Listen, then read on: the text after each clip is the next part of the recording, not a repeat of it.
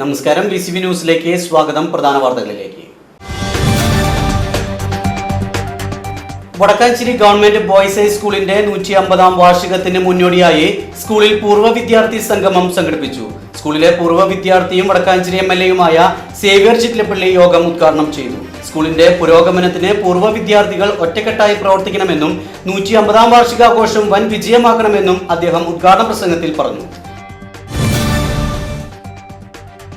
Kerala state service pensioners union KSSPU Vadakkanchery block committee നിർമ്മിച്ചു നൽകിയ വീടിന്റെ താക്കോൽ ദാനം ചിറ്റണ്ടയിൽ നടന്നു. ചിറ്റണ്ട കടമാംകുളം പാറുകുട്ടിയമ്മയ്ക്ക് നൽകിയ വീടിന്റെ താക്കോൽ ദാന കർമ്മം KSSPU സംസ്ഥാന പ്രസിഡന്റ് N സദാശിവൻ നായർ നിർവഹിച്ചു. വെള്ളറക്കാട് ചെറുമനേങ്ങാട് കക്കാട്ടുപാറക്കുളത്തിൽ 14 വയസ്സുകാരൻ മുങ്ങി മരിച്ചു. എടപ്പാൾ സ്വദേശി ചെമ്പകശ്ശേരി വീട്ടിൽ പുരുഷോത്തമന്റെ മകൻ അക്ഷയാണ് മരിച്ചത്. മുങ്ങിത്താഴ്ന്ന മറ്റൊരു കുട്ടിയെ രക്ഷപ്പെടുത്താൻ ശ്രമിക്കവെയാണ് അക്ഷയ് മരണപ്പെട്ടത്. ഹ്യൂമാനിറ്റി ചാരിറ്റബിൾ ട്രസ്റ്റ് തൃശൂരിന്റെ ആഭിമുഖ്യത്തിൽ പഠനോപകരണ വിതരണം നടത്തി.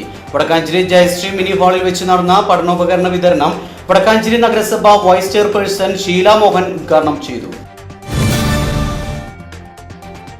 CITU മുള്ളൂർക്കര കോർഡിനേഷൻ കമ്മിറ്റിയുടെ നേതൃത്വത്തിൽ ആറ്റൂർ ഗവൺമെന്റ് LP സ്കൂൾ പരിസരത്ത് ശുചീകരണ പ്രവർത്തനങ്ങൾ നടത്തി. CPIM Vallathol Nagar area secretary KK Muraleedharan ശുചീകരണ പ്രവർത്തനം ഉദ്ഘാടനം ചെയ്തു.